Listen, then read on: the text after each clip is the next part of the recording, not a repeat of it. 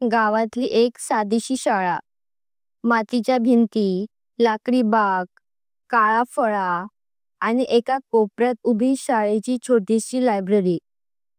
या शाळेत शिकवणारे होते देशमुख सर. देशमुख सर साधे कपडे घालायचे, पण त्यांचं बोलणं विद्यार्थ्यांच्या मनाला भिडायचं.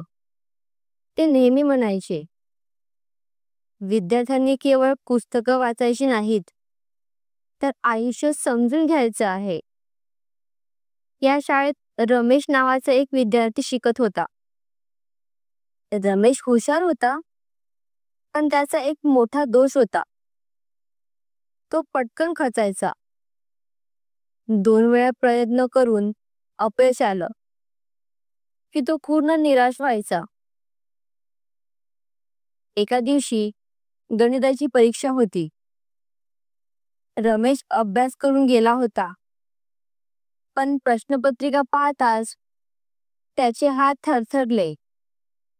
त्याला काहीच लिहिता आलं नाही. तो नापास झाला. आईने विचारलं, काय झालं रे बाळा, एवढा शांत का? रमेश डोळ्यात पाणी आणून म्हणाला, आई, मी कितीही अभ्यास केला तरी अपयश मिळतं. मला वाटतं मी कधीच पुढे जाऊ शकणार नाही. आईने त्याला शांत केलं, पण तिच्याही डोळ्यात अश्रू आले. दुसऱ्या दिवशी रमेश शाळेत गेला नाही.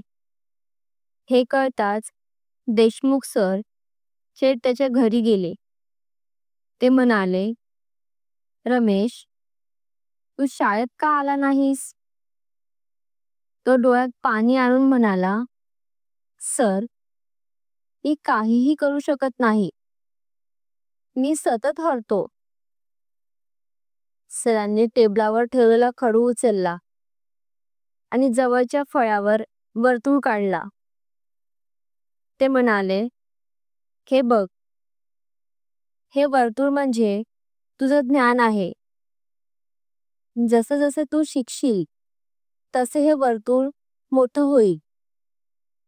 वर्तुळ मोठं झालं की त्याच्या कडा वाढतो, म्हणजे तुला जास्त चुका दिसायला लागतात. म्हणून जास्त शिकणाऱ्यालाच जास्त चुका जाणवतात. चुका म्हणजे तुझी कमजोरी नाही, तर प्रगतीची खूण आहे. रमेशच्या चेहऱ्यावर हसू आलं. त्याला पहिल्यांदा जाणवलं, चुकांमधूनच यश जन्माला येतं. त्या दिवसापासून रमेश बदलला. तर चुका होऊ नयेत म्हणून घाबरण्यापेक्षा चुका करून त्यातून शिकू लागला. शाळेत वादविवाद स्पर्धा झाली. रमेश पहिल्यांदा उभा राहिला. तो हरला, पण देशमुख सरांनी त्याला प्रोत्साहन दिलं. हरणं म्हणजे थांबणं नाही, ते तर पुढच्या जिंकण्याची तयारी आहे. दुसऱ्यांदा स्पर्धा झाली. यावेळी रमेश जिंकला. संपूर्ण शाळा टाळ्यांनी दुमदुमली. पाय पुढे सरकला. शेवटच्या वर्षीची परीक्षा आली.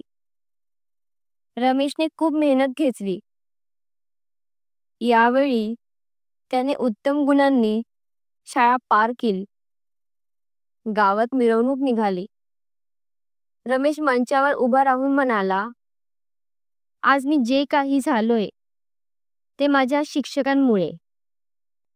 अपयशाने मला रडवलं, पण शिक्षकांनी मला शिकवलं की चुका म्हणजे शिकण्याची पहिली पायरी आहे. देशमुख सरांच्या डोळ्यात पाणी आलं.